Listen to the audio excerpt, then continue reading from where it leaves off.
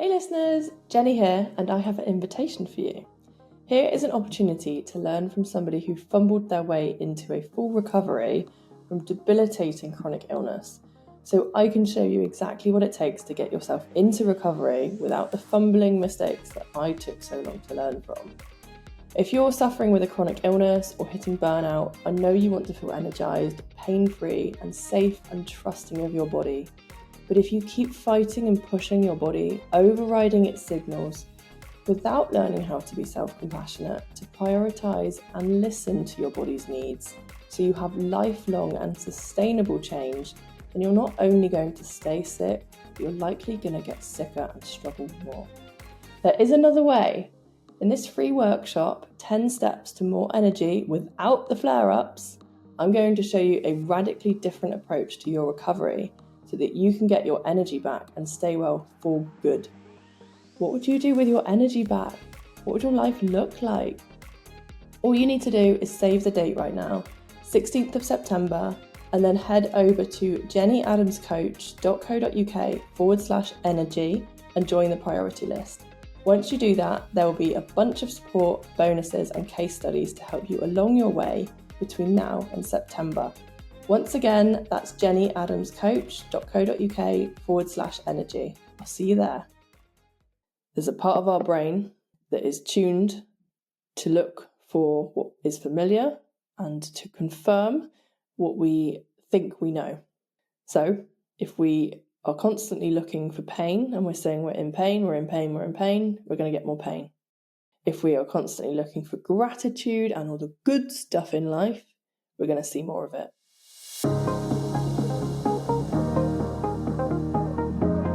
Thank you for tuning in to the Calm Your Nervous System podcast, where you will learn to regulate your nervous system, not just calm it. I'm your host, Jenny Adams, and I'm a somatic coach who has recovered from debilitating ME and trauma. Alongside my guest experts, I'm here to share tips, stories, and debunk jargon, what is somatics anyway, about how you can regulate your nervous system so you don't have to live with chronic illness, burnout, or debilitating trauma for the rest of your life. A joyful life is possible.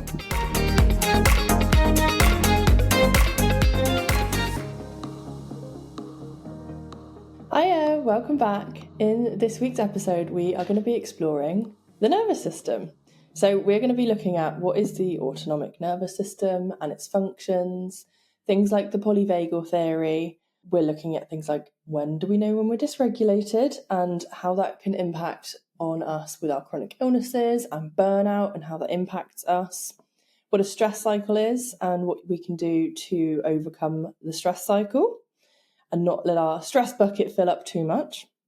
We're also going to be talking about our window of tolerance and regulation as opposed to calming, despite the name of this podcast. And we're also going to be having a little look at some safety and tools.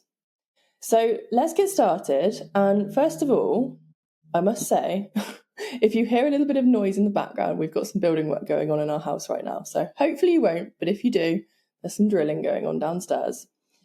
So let's get started. What is the autonomic nervous system? So you might have heard, and you've probably found this podcast because you have been interested about hearing all about nervous system regulation and calming your nervous system and how it can be helpful. So let's go right back to basics and look at what the autonomic nervous system is. So it's part of our periphery nervous system. And essentially, if you hear the word autonomic, what does it sound like? Automatic? So it's all the stuff that happens in our body without us having to think about it. So things like our heart rate, our blood pressure, our breathing rate, digestion, and our arousal. And that's how awake, how excited we are. So all of these things happen without us having to think about it. And could you imagine if we had to think every time we wanted our heart to beat? We'd all be dead pretty quick, right? So thankfully, we don't need to think about these things. So when we are regulated, dysregulated, all of these things I've just mentioned are affected by our present state. So I'm going to talk a little bit about polyvagal theory because it is an incredible thing to know about and goes into a little bit more depth with what's actually going on in our nervous system. So if you think of the autonomic nervous system as like the broad bit at the top, that's all the automatic stuff. The polyvagal is responsible for one of our nerves. It's our 10th cranial nerve. And that vagus nerve goes from our brainstem.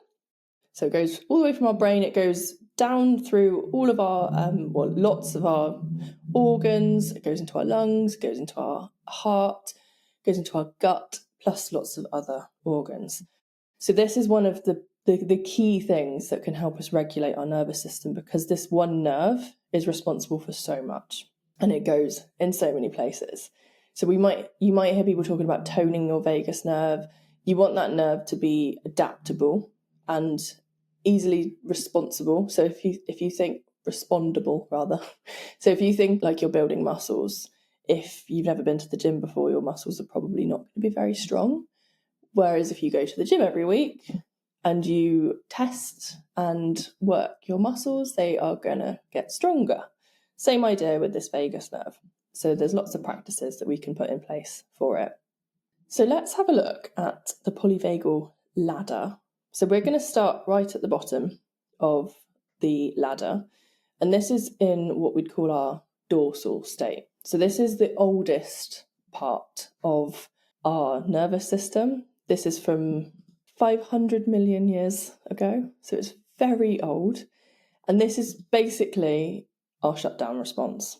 So this is our freeze. This is so old when all we were capable of doing is just freezing. We couldn't fight back. We couldn't do anything. We couldn't communicate. We'd just freeze. So that's our dorsal state.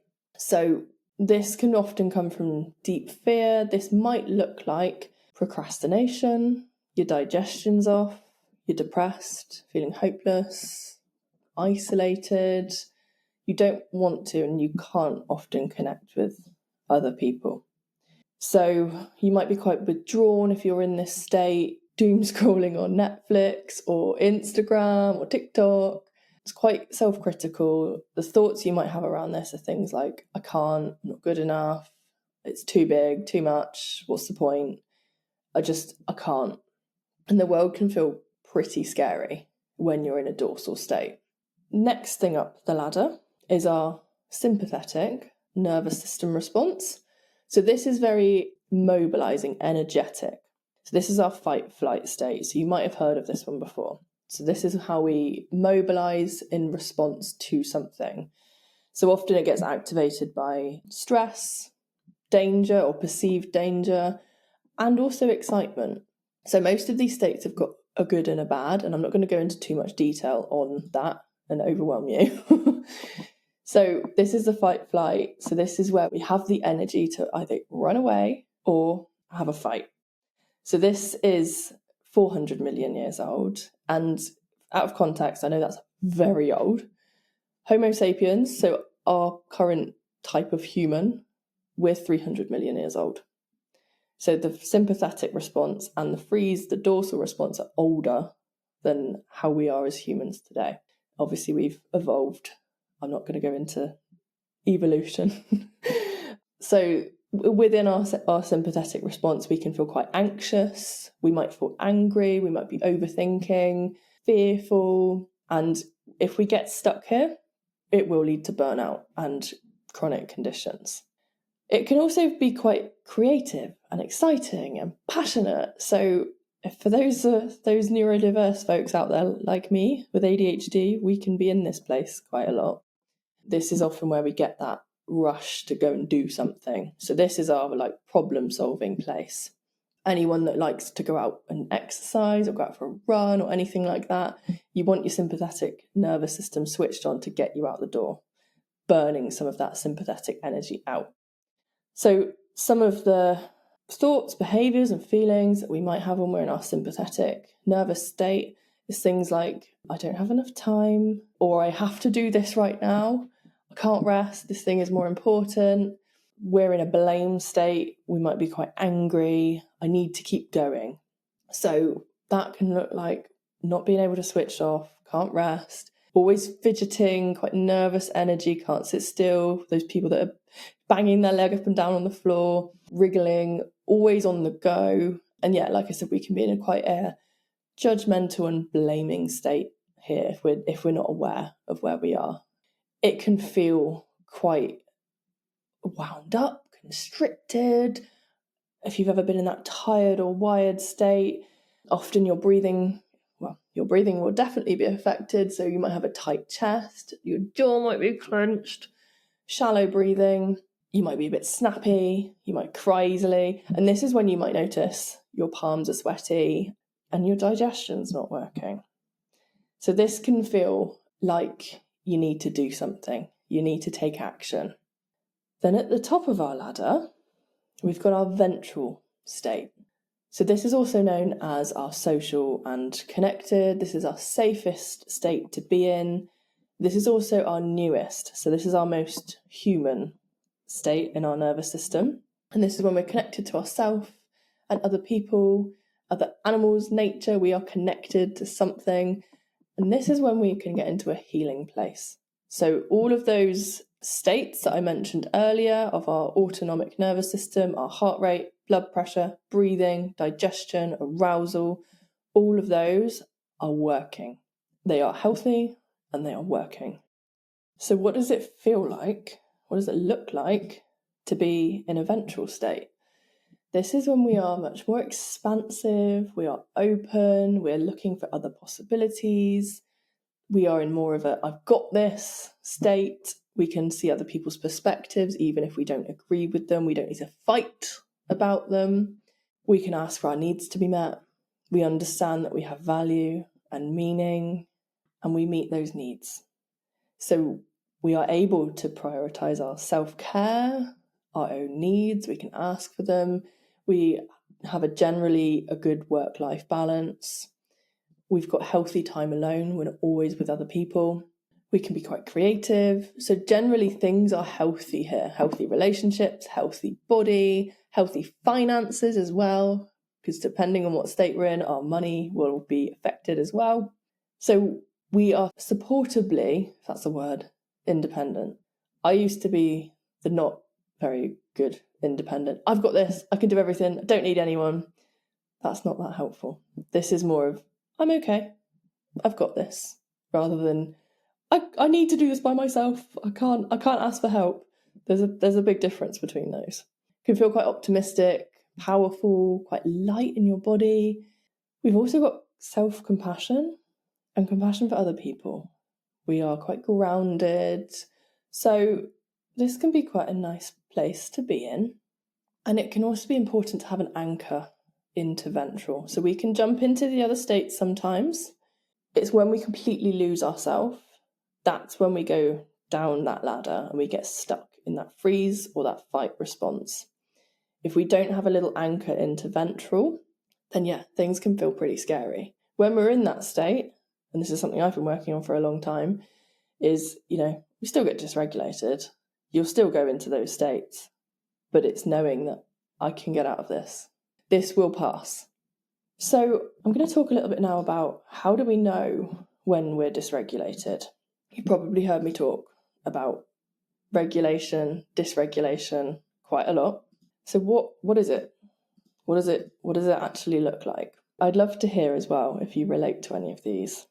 So being dysregulated can look like we're easily agitated, we are quite anxious, or we have anxiety. We would say we have anxiety, we might have depression, we might be suffering with gut issues, things like IBS. We might not be able to sleep or not have refreshing sleep, so insomnia or fatigue. We feel stressed a lot of the time. We are procrastinating, easily distracted, overly tearful or emotional. We're quite hypervigilant, so we're always looking around us. What's going on? Is my environment safe? And like I said about relationships, we might have instability in relationships with family, with partners, kids, parents, money, jobs, any kind of relationship that we have. They might look unstable or unhealthy. It can also feel like we have pain in our body. There's tension. We might often have tight shoulders.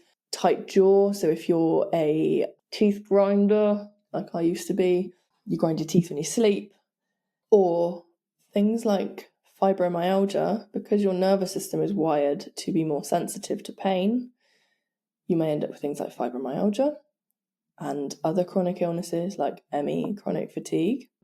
And this can turn into chronic illness when we are chronically dysregulated. Because if you think back to that polyvagal ladder, if we are always in those two bottom states, in our dorsal and our sympathetic state, we're not in a place where we can heal. So life is throwing stuff at us all the time, and we are unable to heal ourselves. And our body can only take so much of that before it starts to send us signals that we might not listen to because we are too busy and we've been often conditioned to push through it. And that's a whole other story. We then end up getting stuck in this dysregulation, which will turn into our body screaming at us, shouting at us, and we get the things like chronic illnesses. We get burnt out. So I'm going to talk a little bit now about stress cycles, because if you imagine a bucket and everything that happens to us that might be slightly stressful is like a spoonful of water going into that bucket. Now, going outside and a car beeping at you, for example, might be a teaspoon of stress. Something like losing your job might be a cupful of stress. So depending on what's happened and also how you react, because a car beeping at me might be a little, but for someone else, it might trigger a flashback. It might be much bigger. So every stressor is individual to the individual. I can't tell you what's stressful to you, what isn't. So we have things called stressors, which are the things that happen to us. So they're your email from your boss, the car beeping at you, a cold, a virus, too much on your plate, things to do, things that happen in life. Maybe your kid's school has called and said that your kid needs to be picked up because they're not feeling very well, and you've got a work deadline. There's your stressor. So these can be all sorts of things. There's the stressor. Now what happens once we've got that bucket of stress with however much water, liquid we've put in it? We then have a stress response, and that is how we respond to the thing that's happened. Now, do we go into an activated state? Do we go and do something about it? Do we freeze? What happens? And this is where actually using that sympathetic energy to do something about it means we can offset that stress. As long as the response is equal to the stressor, we're able to imagine if you put a teaspoon of water in that cup, in the bucket, and then you take a teaspoon out. By doing something like regulation, movement, anything that helps you get back to a more regulated place, that you've dealt with that stress. And this is the key thing. You're dealing with that stressor. When you don't deal with that stressor, it has to go somewhere, because this is just energy. Everything is energy. Energy cannot be deleted, removed. We can't get rid of energy. It just changes. So if you think something stressful's happened and you just push it down or ignore it, it's got to go somewhere. And generally, it will go into our bodies and it gets stuck there. And then if you think of that bucket of stress, and it's building up and it's building up and it's building up, and then you've got this great big heavy bucket that you're carrying around with you everywhere, it's also going to take a lot longer to pour that bucket out, because you're going to have to take it out a teaspoon at a time, instead of a teaspoon goes in, a teaspoon goes out, a teaspoon goes in, a teaspoon goes out, and then we stay at a balance. And when this turns into chronic illnesses, when it turns into burnout, when we're starting to get those symptoms and our body is just not feeling right, it's because that bucket has filled up and it's starting to overflow. And that overflow are the symptoms, the exhaustion, the weird pain that we're getting, the gut issues, maybe skin issues, inflammation, all of these things. That is that stress bucket overflowing. And we don't want that. So there are things that you can be doing to help manage that stress cycle, to help offset some of this stress so it doesn't either worsen a chronic illness or turn into a chronic illness. And if you've heard my first couple of episodes, then you might hear my story and how I ended up so ill because I just ignored my body for years. Anything that was stressful, I was like, it's fine, I've got it, just keep going, push through it, ignore how I feel. And then one day my body was just like, no more.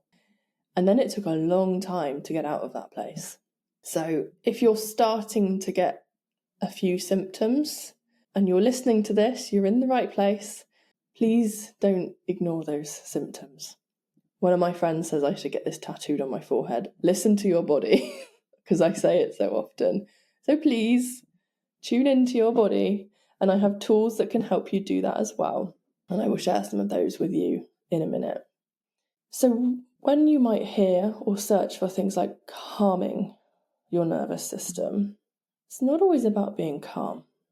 So actually being regulated is where we can handle stress in a healthy way. So all of those states in our nervous system, the dorsal freeze, the sympathetic fight-flight, and the ventral connected states, we want to be able to move through all of those because we're human. Shit happens. We're going to get dysregulated.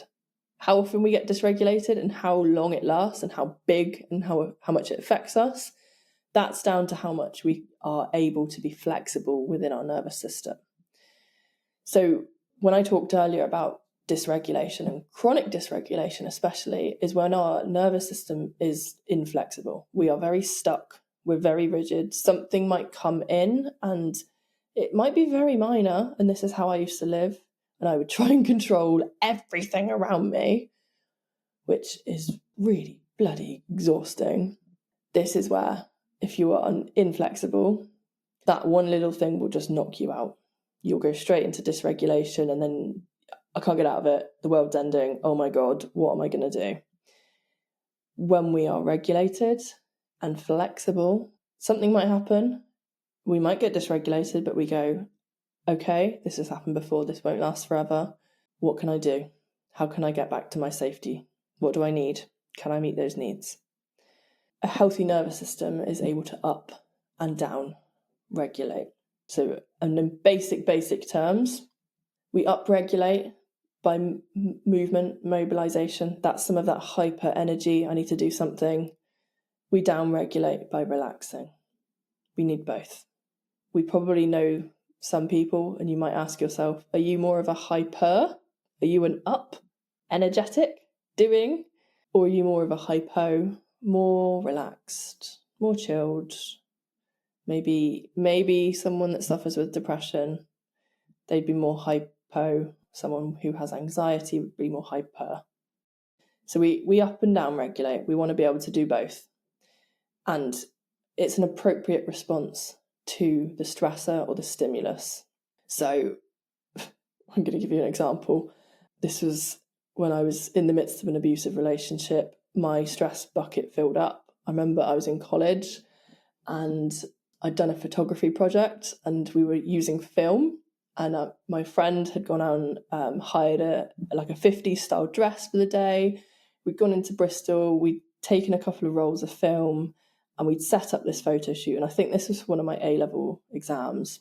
And I was so excited about this photo shoot. I got back to college and you have to put the film through 3 different types of chemicals to produce photos, basically. And I think the room I was in was mirrored and the chemicals were the other way around from normal. Anyway, all my film came out completely blank. A normal, healthy response to that, you might get annoyed. That would be dysregulating. Okay, deal with that feeling and move on. Okay, what are we going to do about it? Let's redo the photo shoot. Nope, I think I had a panic attack.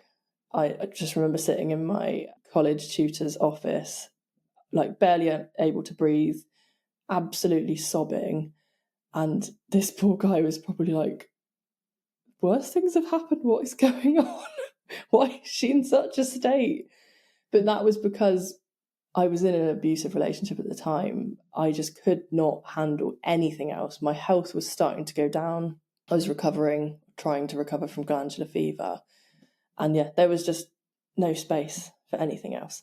So there's an unhealthy response or an inappropriate response to a stimulus. And if you're relating to some of this, you can get out of it. You don't need to stay in that place forever. So what's your window of tolerance is just about what I spoke about. You might get dysregulated. It's how quickly you can get back to regulation. So something small might happen. You might get an email from someone, let's say, and you're off. You're in a pit. Oh my God, I'm going to have to quit my job, and then I'm going to lose my house, and what am I going to do? And I've got the kids to feed, and blah, blah, blah, blah, blah, blah, blah, blah. And off we go. And then we get stuck there. That is a small window of tolerance. We want to be able to increase that window. So when something like that happens, you might get dysregulated for 5 minutes. Then you come back to regulation. And something I see in clients and from my own history that have chronic illnesses is our window of tolerance is very small. There's a lot of fear about the world, about viruses, about how much energy we've got, what we can do, and rightly so, because of how our bodies are responding. There's a lot of anxiety. There's a lot of fighting energy, and we get stuck in that very small window of tolerance that we then aren't able to go out and do those stressful things. And I've spoken about this before, exercise is stress. And you might have heard of like the benefits of cold water, swimming or ice bath. I say this because I had an ice bath yesterday. I sat in, I think, 1 or 2 degrees bathtub, literally full of ice for 2 minutes. I've done this before. There's a reason people do that, and it's not just because we're mad. Maybe slightly. Continual exposure to stress, whether that be through exercise or cold water exposure, good stress, we're going to call this, increases our tolerance for stress. So when we can do a little bit of that and we're okay, we can do a little bit more of that and we're okay. And then we can do a little bit more of that and we're okay. Exactly the same way that we would build muscle if we went to the gym, for example. So I'm hoping that makes sense with building up that window of tolerance. And I'm going to talk a little bit now about how. How do we do this? It's all well and good to know some of this theory, and I think it's very important to know about this and how this works. So how do we regulate? What do we do?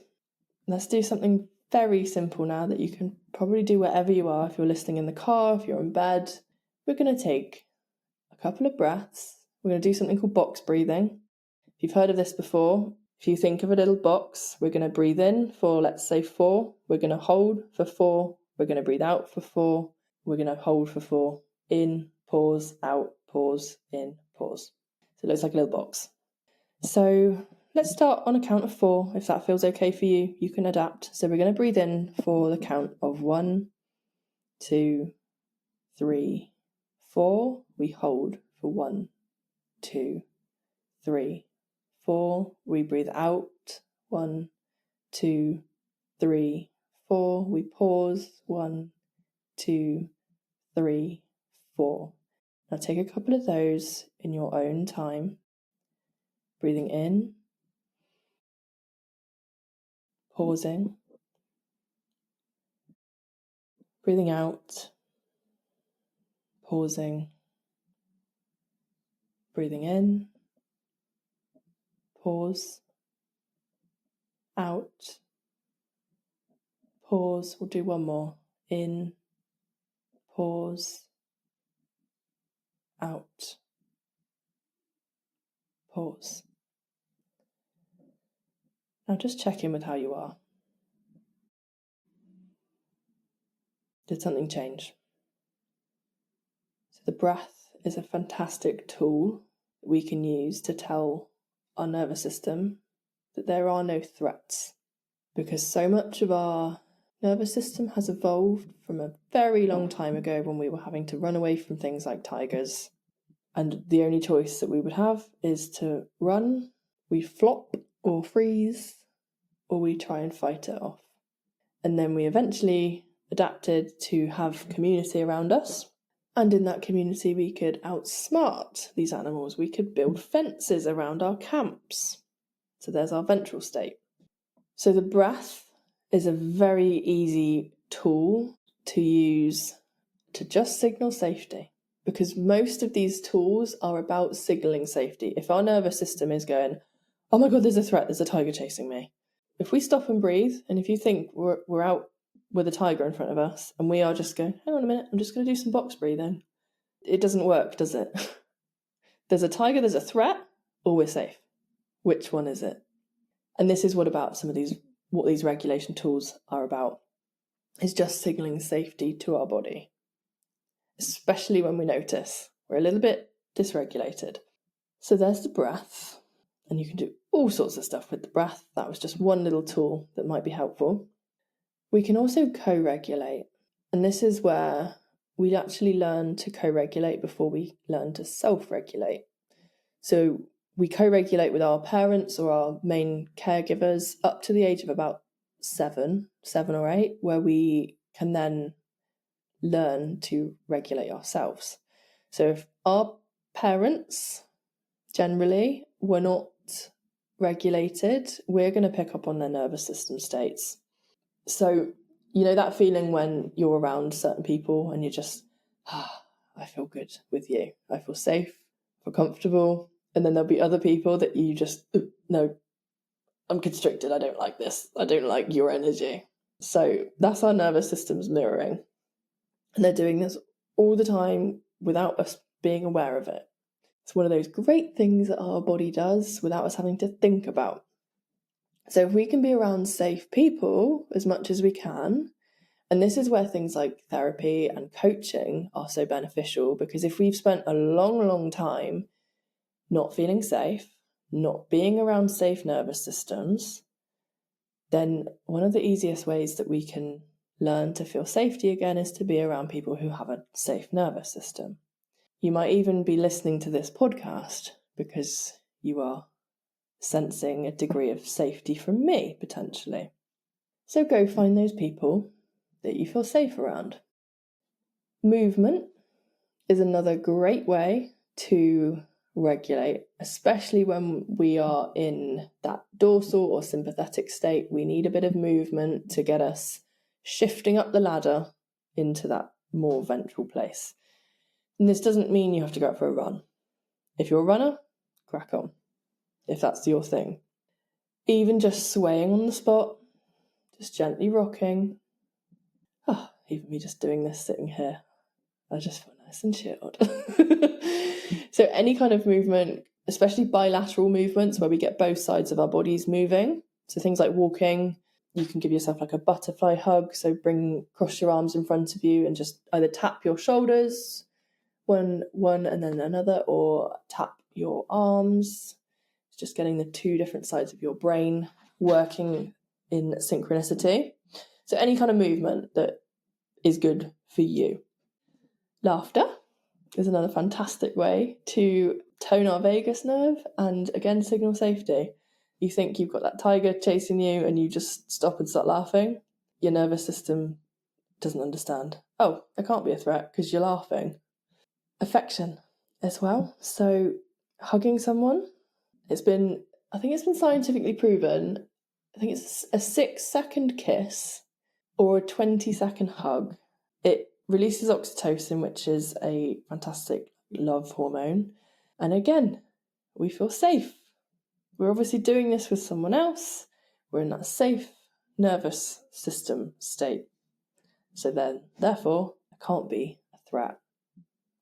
So if you'd like some great tools to use to shift you from these different states, I can give you a couple now. So when you're stuck in a dorsal, or when you're noticing that you're in more of a dorsal state, and we've talked about the thoughts and the feelings and the beliefs that might get you there, or you might notice when you are there, what helps you get out of that frozen state, how you get defrosted, is to start realising you have a body. You might be in that place and your mind is controlling everything. So if you're stuck in freeze, just start to notice what you can physically feel. So what sensations can you feel? And you don't need to change any of this. You just need to start noticing. So what maybe tension can you feel? Is there a warmth? Is there a coldness somewhere? Is there constriction? Can you feel your feet on the floor, your bum on your seat, something behind your back? Just what can you feel? And then start to notice if there's emotion present. And how would you know that? So if you had to explain what sadness felt like, let's use that as an example, to an alien, how would you describe that? Is it a heaviness? Is it a lack of wanting to do something? Like there's a rock on your chest? What does that emotion feel like in your body? So soothing yourself when you're in a dorsal state. And I sit here with like fiddle toys. love playing with these. These are doing something. These are soothing. So giving yourself a hug, doing a little body scan, grounding, and those bilateral movements that you can do opposite knees, opposite shoulder taps, and also using sound here. So I'm going to give you some sounds that you can use. So you can do a shh, like a shushing sound, a voo, breath in, voo. You can do an ah, ah.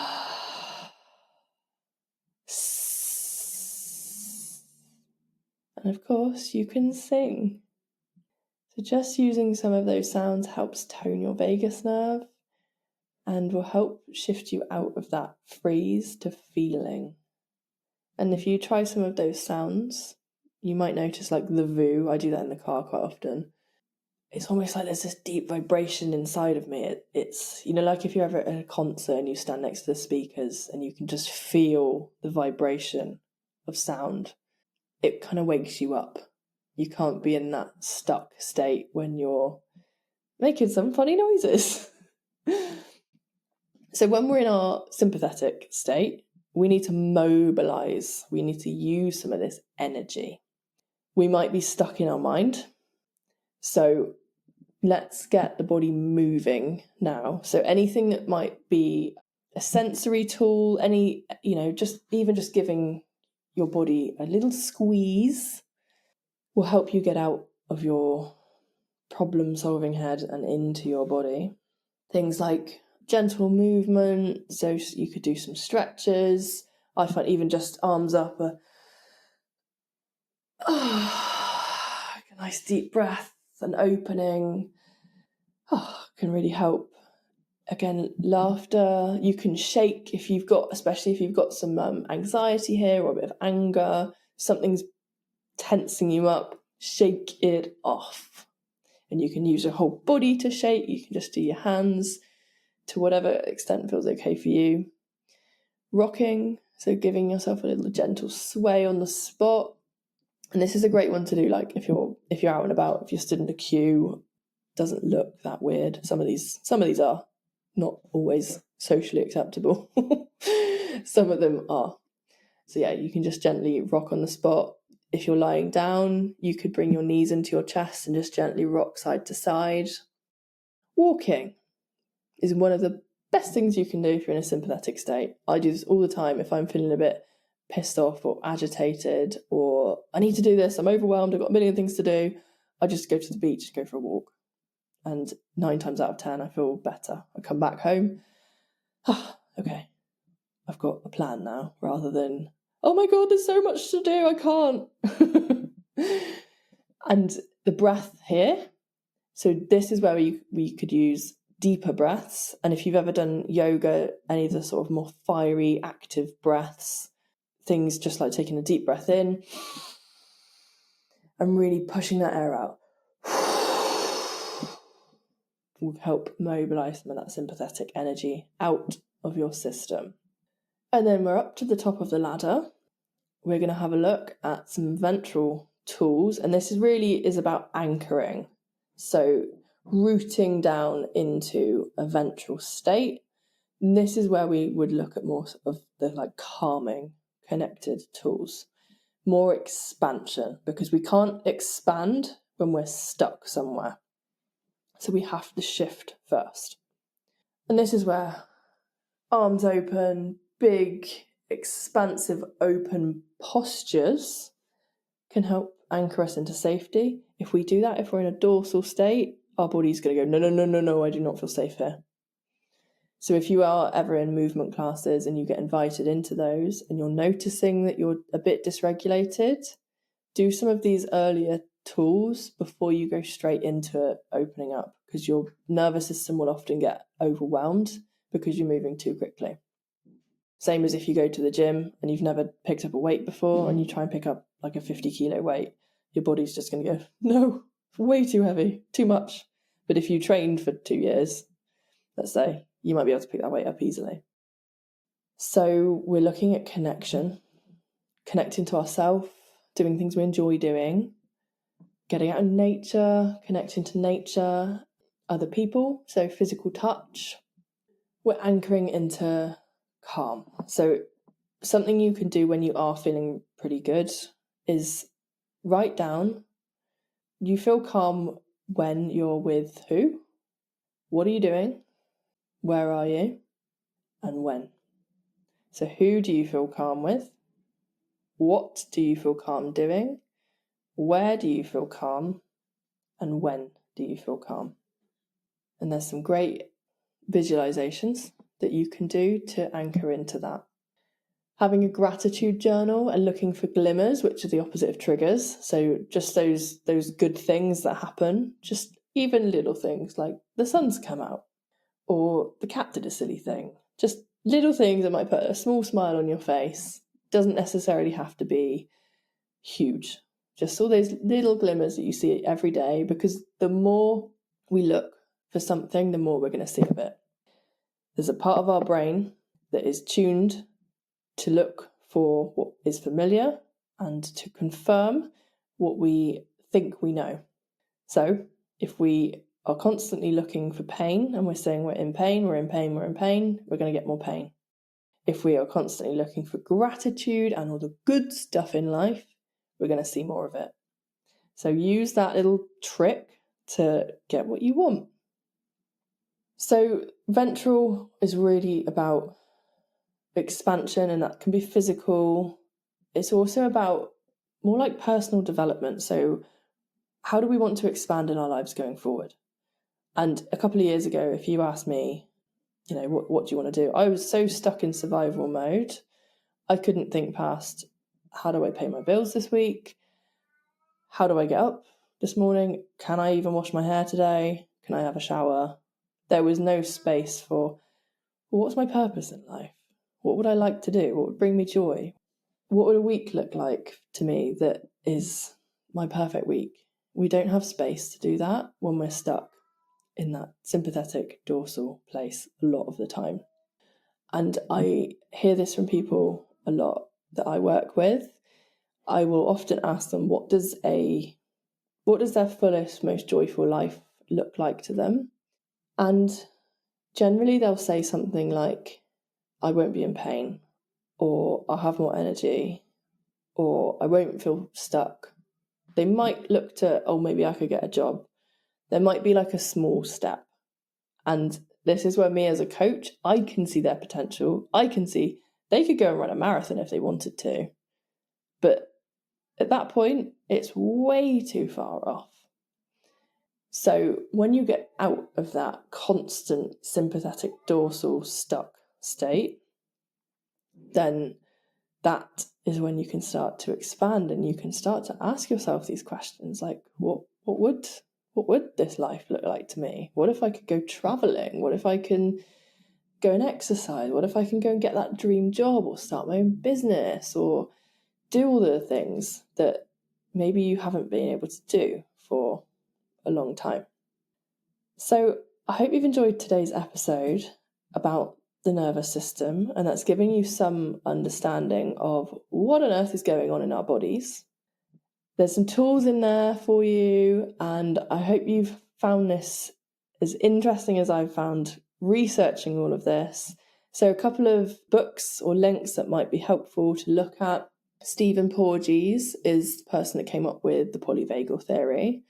Deb Dana has interpreted a lot of his work, so she's got some fantastic books. One is called Anchored, which I really enjoy. There's lots of exercises in there that can help you understand a little bit more about what's going on and also help you anchor into that ventral state more often. And I will see you in next week's episode.